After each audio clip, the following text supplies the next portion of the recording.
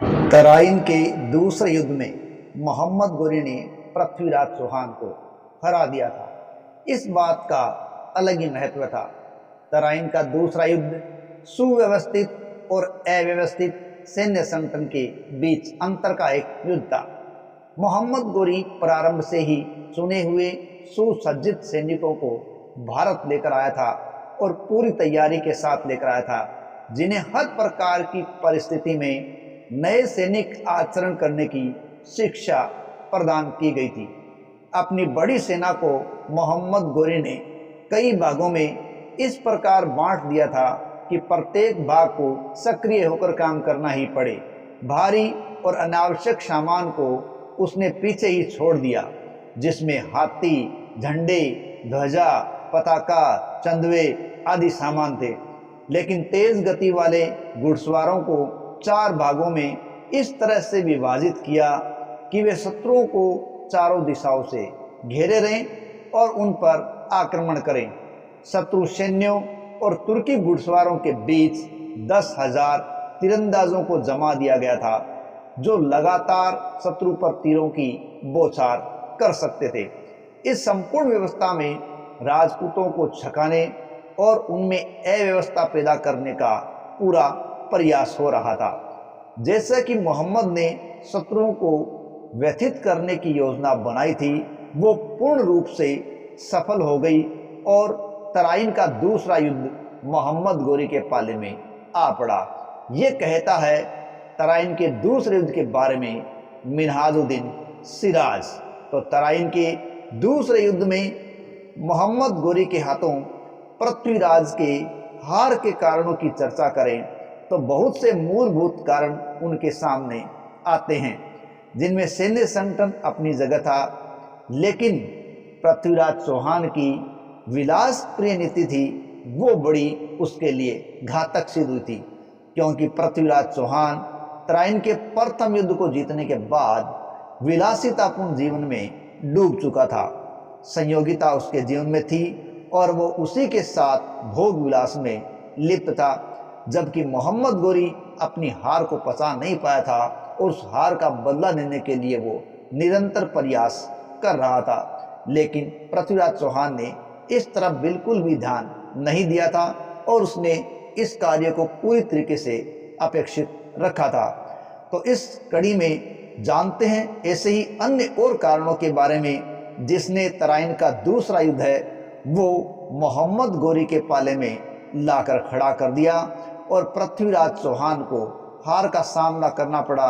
और ज़्यादातर साक्ष्य कहते हैं कि न केवल हार का सामना करना पड़ा था, बल्कि उसे मौत को भी प्राप्त होना पड़ा था।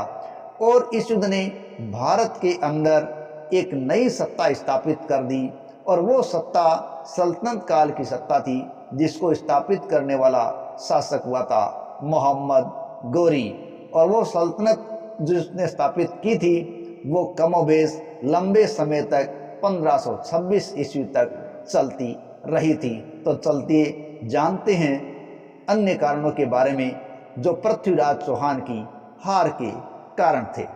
पृथ्वीराज चौहान के जीवन से जुड़ी अनेक घटनाओं को देखते हैं तो पता चलता है पृथ्वीराज चौहान कूटनीतिक रूप से एक अयोग्य शासक था, क्योंकि उसके पड़ोसियों के साथ उसके संबंध बिल्कुल भी अच्छे नहीं थे।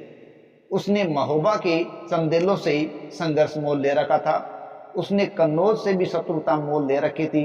इसके अलावा गुजरात के चालुक्यों के साथ भी उसका संघर्ष था। जब मोहम्मद गोरी ने गुजरात के भीमदेव द्वितीय पर आक्रमण किया था, यदि उस समय पृथ्वीराज चौहान उसको मदद करता तो संभवतः बात कुछ और होती। इस प्रकार पड़ोसियों के साथ उसके संबंध बिल्कुल भी अच्छे नहीं थे। इस प्रकार उनका व्यवहारगत है वो ये दर्शाता है कि उसके अंदर कूटनीतिक रूप से अयोग्यता थी। इसके अलावा उसने कन्नौज के जयचंद को भी अपना शत्रु बना रखा था और ये बात भी उसको हराने में कामयाब साबित हुई थी। साथ ही साथ जब उसने संयोगिता से शादी कर ली तो उसका जीवन केवल भोग विलास की भेंट चढ़ गया। साथ ही साथ उसकी गोरी की जो हार थी उस हार को भी वो पचा नहीं पाया था। कारण जब गोरी भाग रहा था तो तो पृथ्वीराज चौहान को चाहिए था कि भागती हुई गौरी की सेना का पीछा करे और उसे समूल रूप से नष्ट कर दे, लेकिन पृथ्वीराज चौहान ये नहीं कर पाया क्योंकि उसमें दूरदर्शिता की नीति नहीं थी। वो एक कूटनीतिक रूप से अयोग्य शासक था और उसने मोहम्मद गौरी को पुनः आक्रमण करने का या यूं कहे तैयारी के साथ पुनः आने का मौका दे दिया था। पृथ्वीराज चौहान की हार के अन्य और भी कई कारण थे, जैसे मोहम्मद गौरी का श्रेष्ठ सैन्य संगठन। मोहम्मद गौरी ने अपनी सेना को 4 भागों में बांट रखा था और तो और उसने एक आरक्षित या सुरक्षित सेना भी खड़ी रखी थी, जो तब आई तब राजपूत आधे दिन तक लड़ते हुए थक चुके थे और उसने तेज गति से चलने वाले घुड़सवारों को 4 भागों में बांट रखा था, जिन्होंने शत्रु को चारों तरफ से घेर लिया था। इसके अलावा पृथ्वीराज चौहान की हार के अन्य कारण में एक आता है पृथ्वीराज चौहान का त्रुटिपूर्ण सैन्य संगठन। देखिए, राजपूतों की जो युद्ध प्रणाली थी वो रूढ़िवादी थी, परंपरागत थी और समय के अनुसार उसमें परिवर्तन नहीं किए गए थे। पृथ्वीराज के साथ लगभग 150 सामंत थे जो अलग अलग तरीके से लड़ते थे। इस प्रकार उनकी सेना एक केंद्रीय अनुशासन के अधीन लड़ने के लायक नहीं थी और आपस में भी उनमें सामंजस्य का अभाव था, जिसका पूरा लाभ मुसलमानों ने उठाया। इसके अलावा केंद्रीय सेना है उसकी दुर्बलता भी तराइन के दूसरे युद्ध में पृथ्वीराज की सेना की अत्यंत दुर्बल स्थिति का कारण बनी और उनको हार का सामना करना पड़ा था। इसके अलावा उसकी तराइन के प्रथम संघर्ष के अंदर ही बहुत से जो योग्य सेना नायक थे वो काम आ चुके थे और तुर्कों ने छल कपट का प्रयोग किया, वो भी पृथ्वीराज चौहान के लिए कष्टकारी साबित हुआ था, क्योंकि तुर्कों का एक ही मोटिव था कि किसी भी दृष्टि से उन्हें युद्ध जीतना है। लेकिन इस प्रकार के धोखे का सारा पृथ्वीराज चौहान के द्वारा नहीं लिया गया था और संधि के बहकावे में लगे हुए जब पृथ्वीराज चौहान और उसकी सेना थी, ऐसे समय पर उनका आक्रमण किया गया और उनको दबा लिया गया था। कूटनीति और दूरदर्शिता का अभाव। हालांकि पृथ्वीराज चौहान एक योग्य सेना नायक था, इसलिए अनेक युद्धों को जीतने के कारण दल पंगुल या विश्व विजेता कहलाया, लेकिन वह दूरदर्शी और कूटनीतिक रूप से विफल रहा था। अब हम बात करते हैं पृथ्वीराज के मूल्यांकन की। पृथ्वीराज एक वीर योद्धा, कुशल सेनापति था। उसने 11 वर्ष की आयु में ही युद्धों में भाग लेना शुरू कर दिया था, जो उसके एक अच्छे सैनिक और अच्छे सेनानायक होने का परिचायक है। उसने अपनी सैनिक प्रतिभा के बल पर नागार्जुन और भंडारकों का सफलतापूर्वक दमन कर दिया था। इसके अलावा उसने चंदेलों, चालुक्यों और गढ़वालों पर विजय प्राप्त करके चौहान राज्य की सीमाओं का विस्तार कर दिया था। चौहान के राज्य को एक विस्तृत राज्य में परिवर्तित करने का श्रेय पृथ्वीराज चौहान को ही दिया जाता है। पृथ्वीराज तृतीय ने दिग्विजय सम्राट बनने के सभी आदर्श को चरितार्थ करके दिखा दिया था। वह एक प्रतिभा संपन्न और सफल शासक था। उसने अपने पराक्रम के बल पर एक विशाल साम्राज्य स्थापित किया और अपनी प्रजा के जीवन को सुखी और संपन्न बना दिया था। जब तक वह जीवित रहा, उसके राज्य में अमन चैन था, शांति और सुरक्षा का वातावरण था, चारों ओर सुख समृद्धि का बोलबाला था। वह बड़ा स्वाभिमानी और सच्चा देशभक्त था। जब उसे बंदी बना लिया गया, तब भी उसने आत्मसम्मान को ध्यान में रखते हुए आश्रित शासक बनने की बजाय मृत्यु को प्राथमिकता दी। तात्कालीन लेखकों और कवियों ने तो उसे राम का अवतार ही बता दिया है। प्रबंध चिंतामणि, प्रबंध कोश, पृथ्वीराज प्रबंध, हमीर महाकाव्य आदि की बात करें तो उनसे पता चलता है पृथ्वीराज अपने युग का एक महान सम्राट, योद्धा और सेनानायक था। नेक्स्ट है, साहित्य में वो एक संरक्षक और रुचि रखने वाला व्यक्ति था। पृथ्वीराज चौहान केवल एक योद्धा ही नहीं, विजेता ही नहीं, बल्कि विद्वानों और साहित्यकारों का आश्रयदाता भी था।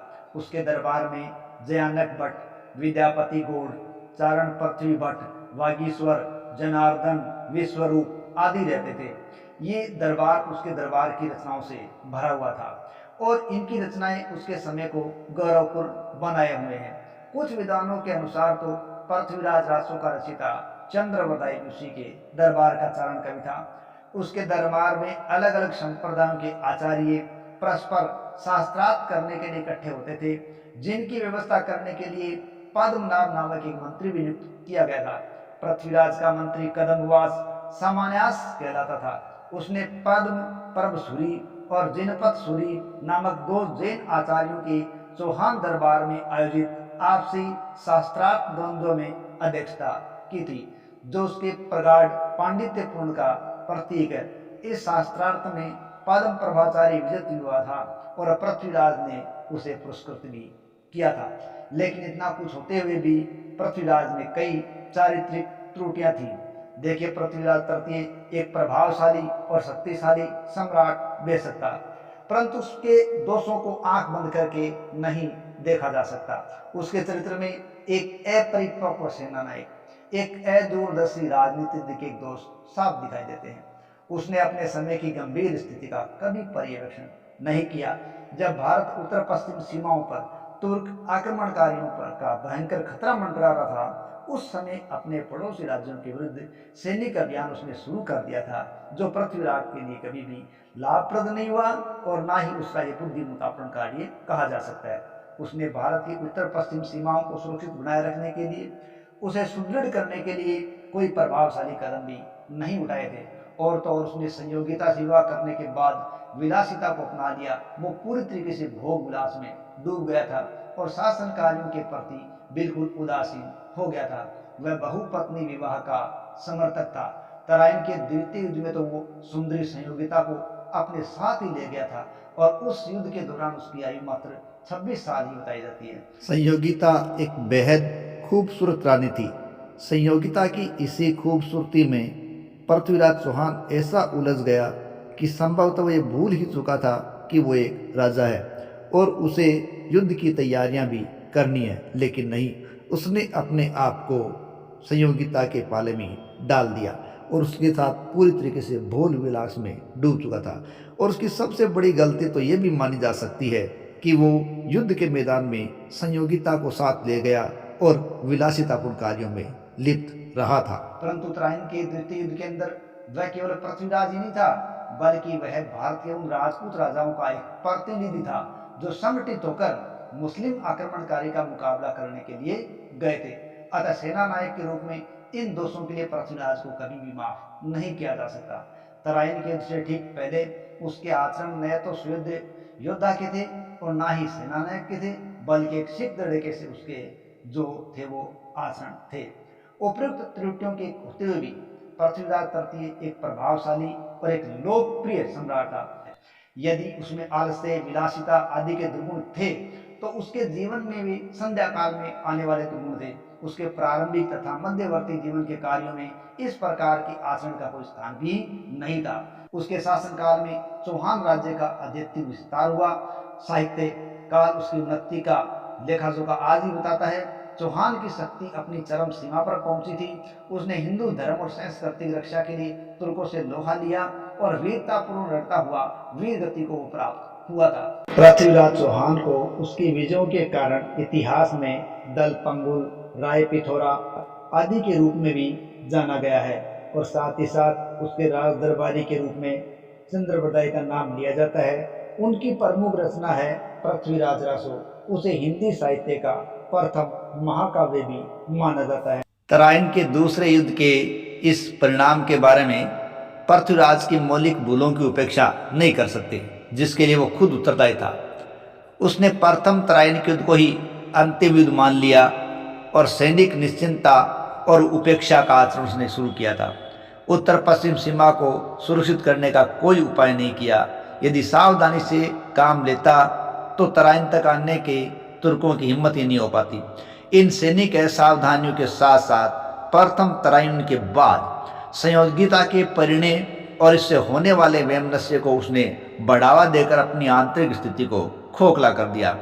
इस परिणय से उसका दैनिक आचरण भी बहुत ज़्यादा बिगड़ गया था, जिसके परिणाम स्वरूप उसमें शिथिलता, प्रमाद, विलास प्रियता आदि दुर्गुण घर घर गिरे थे।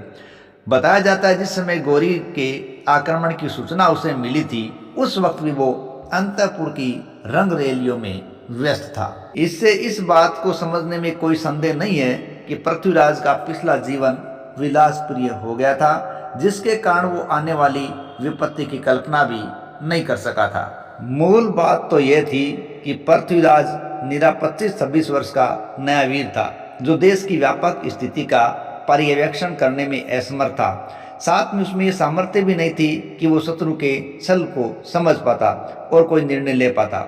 उसने अपने सहयोगियों को चुनने की क्षमता भी नहीं थी। वह उस समय विलक्षण साहसी वीर था जो कूटनीति और धोखाधड़ी में संतुलन भी नहीं कर सका और परिणाम हार के रूप में उसके सामने था। जय हिंद, जय भारत।